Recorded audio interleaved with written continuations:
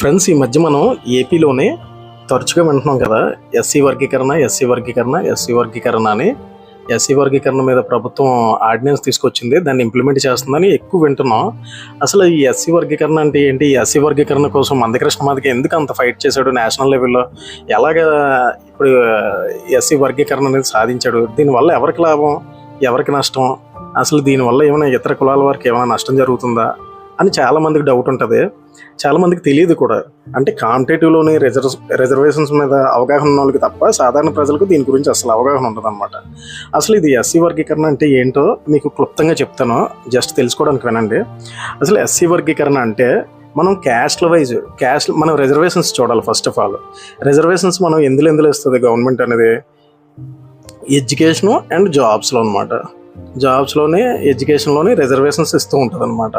ఇందులో రిజర్వేషన్స్ చూస్తున్నప్పుడు ఎలా ఉంటుందంటే ఓసీ, ఓబీసీ, ఎస్సీ, ఎస్టీ ఇలాగా చూస్తుంది అనమాట. చూస్తున్నప్పుడు అంటే జనాభా ప్రకారం ఎక్కువ జనాభా ఉన్న కేటగిరీకి ఎక్కువ ఉంటుంది పర్సంటేజ్, తక్కువ ఉన్న వాళ్ళకి కొంత తక్కువ ఉంటుంది అనమాట. ఈ విధంగా ఓబీసీకి చూస్తే 29% ఉంది రిజర్వేషన్లోనే, ఎస్సీకి చూస్తే 15%, ఎస్టీకి చూస్తే 6% ఉందన్నమాట. అయితే ఇలాగే ఇవి అంతా కలిపి ఒక 50% అయితే ఓసీలోకి 50%. అయితే ఈ మధ్య ఈడబ్ల్యూఎస్ ఎకనామికల్ వేకర్ సెక్షన్ అని పెట్టి దానికి 10% ఇచ్చిందనమాట. ఇప్పుడు ఓపెన్లో 40% ఉంది రిజర్వేషన్ అనేది. అయితే ఇప్పుడు వర్గీకరణ అంటున్నారు కదా, అది ఏంటని మనం చూసుకుంటే, ఇప్పుడు ఎగ్జాంపుల్ చాలామందికి ఈ వర్గీకరణ తెలియకపోవచ్చు, కానీ చాలామందికి బీసీఏ సర్టిఫికేట్ అని, బీ సర్టిఫికేట్ అని, బీసీడీ సర్టిఫికేట్ తీసుకున్నానని ఐడియా ఉంటుంది అనమాట. అదే వర్గీకరణ అంటే వెనకబడిన వర్గాల్లో. అంటే ఓబీసీ అంటే అదర్ బ్యాక్వర్డ్ క్లాసెస్ అంటారు అనమాట.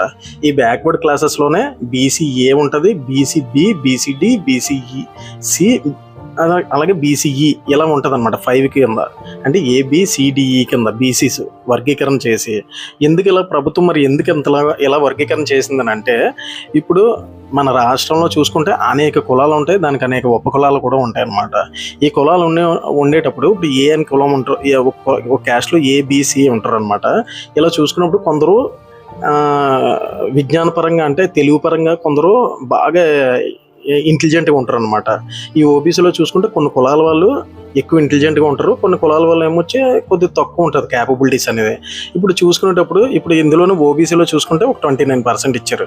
ఇప్పుడు ఏం చేస్తారు, ఈ 29% రిజర్వేషన్లోనే ఎక్కువగా ఎవరైతే ఇంటలెక్చువల్గా ఉన్నారో, అంటే తెలివితేటలు ఎక్కువ ఉన్నారో వాళ్ళు ఎక్కువ జాబులు కొట్టుకొని పోతారు అనమాట. ఇప్పుడు ఈ 29%లో ఎవరైతే తక్కువ ఉన్నారో, క్యాపబిలిటీస్ తక్కువ ఉన్న పరిస్థితి వాళ్ళకి రావన్నమాట. ఎందుకంటే ఈ 29%లో క్యాపబిలిటీస్ ఎక్కువ ఎవరైతే ఉన్నారో, ఇందులోనూ ఒక 150 కులాలు ఉన్నాయంటే వాడు కొట్టుకుని వెళ్ళిపోతాడు అనమాట. అలాగే ఎవరికి అన్యాయం జరగకూడదని చెప్పేసి అంటే బలహీన వర్గాల వరకు కూడా కొంత అవకాశాల్లో వాళ్ళకి కూడా అవకాశం ఇస్తూ ఉండాలి, ఉద్యోగాల్లో కానీ విద్యలో కానీ అని చెప్పి ప్రభుత్వం ఏం చేసిందంటే ఓబీసీని వర్గీకరణ చేసిందనమాట. అలాగే ఏబిసిడిఈ అని 5 కింద వర్గీకరించి దాంట్లోని అంటే వాళ్ళ జనాభా తామస పద్ధతిలోనే కొన్ని కులాలని ఏలో పెట్టింది, కొన్ని కులాలను బీలో పెట్టింది, కొన్ని కులాలను సిలో పెట్టింది. ఇలాగనమాట. ఇలా ఈ వరకు పెట్టింది అనమాట. ఇందులో ఏముంటుందంటే జనాభా ఎక్కువ ఉండి ఉన్న వాళ్ళని ఒక దాంట్లో పెట్టి వాళ్ళకి ఇంత పర్సెంటేజ్ ఫిక్స్ చేసింది అనమాట. ఒక 6%, 29% ఉందనుకోండి. బీసీఏ వాళ్ళకి ఒక 6%, బీ వాళ్ళకి ఒక 7%, ఇలాగా అంటే అందులో ఉన్న కులాల సంఖ్యను బట్టి జనాభా బట్టి ఉంటుంది అనమాట. అలాగే ఎస్సీస్ చూసుకున్నప్పుడు ఏమైందంటే, మందకృష్ణ మాదిగ గారు ఎందుకు ఇంత ఫైట్ చేశారంటే, ఎస్సీస్లోనే రెల్లి, మాదిగ, మాల ఇలా ఉంటారు అనమాట. ఆయన మాదిగ వర్గానికి చెందిన ఆయన అనమాట.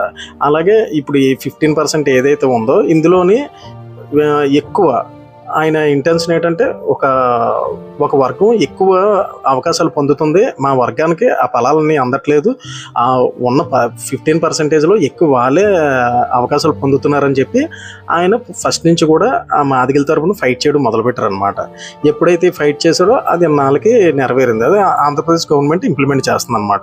ఈ 15%ని ఏం చేసిందంటే 3గా డివైడ్ చేసింది అనమాట. అది గ్రూప్ 1 అని, గ్రూప్ 2 అని, గ్రూప్ 3 అని. ఈ 1లో ఏం చేసిందంటే రిలీజ్ని పెట్టింది అనమాట. 2లోనే మాదిగ, తర్వాత మాలల. అయితే ఇందులోకి వచ్చినప్పుడు రెల్లీస్కి ఒక 1% ఇచ్చింది, మాదిగలకి 6.5% ఇచ్చింది, మాలాస్కి 7.5%. ఇలా డివైడ్ చేసింది అనమాట. మీకు ఎగ్జాంపుల్గా చెప్తున్నాను ఆ పర్సెంట్ నెంబరింగ్ అన్నది. అయితే ఇందులో ఏం చేసిందంటే ఇప్పుడు మాలాస్ ఉన్నారంటే ఇప్పుడు ఆ పర్సెంటేజ్ ఏదైతే ఉందో 7.5% అందులోనే వాళ్ళకి అవకాశాలు ఉంటాయి అనమాట. మాదిగలు ఉన్నారంటే 6.5 ఏదైతే ఉందో అందులో అవకాశాలు ఉంటాయి అనమాట. అందువల్ల ఈ దళితుల్లో ఎవరైతే వెనకబడి ఉన్నారో వాళ్ళందరికీ అవకాశాలు కలగాలని ఇలా వర్గీకరణ చేశారనమాట. ఇది ఫ్రెండ్స్ స్థూలంగా చెప్పాలంటే వర్గీకరణ, ఎస్సీ వర్గీకరణ అంటే. అయితే దీనివల్ల ఇతర కులాలకి ఎఫెక్ట్ ఉంటుందంటే అది ఏమి ఉండదు, ఎవరికి ఎఫెక్ట్ ఉండదు. ఎందుకంటే ఆ దళితులకి 15% ఏదైతే ఉందో ఆ 15%లోనే వర్గీకరణ చేసి ఎవరు వెనకబడకూడదు, అవకాశాలు అందరికీ సమానంగా ఉండాలని చెప్పి అందులోనే ఆ 15%లోనే మూడు గ్రూపుల కింద విభజించారు అనమాట. అందువల్ల ఇది ఇతర కులాలకు సంబంధం లేదనమాట. ఇది ఫ్రెండ్స్ ఎస్సీ వర్గీకరణ అంటే ఇది జనరల్గా మీకు ఒక అవగాహన ఉంటుందని చెప్పాను అంతే. ఇది కానీ నచ్చినట్లయితే నా వీడియో కానీ లైక్ అండ్ సబ్స్క్రైబ్ చేయండి.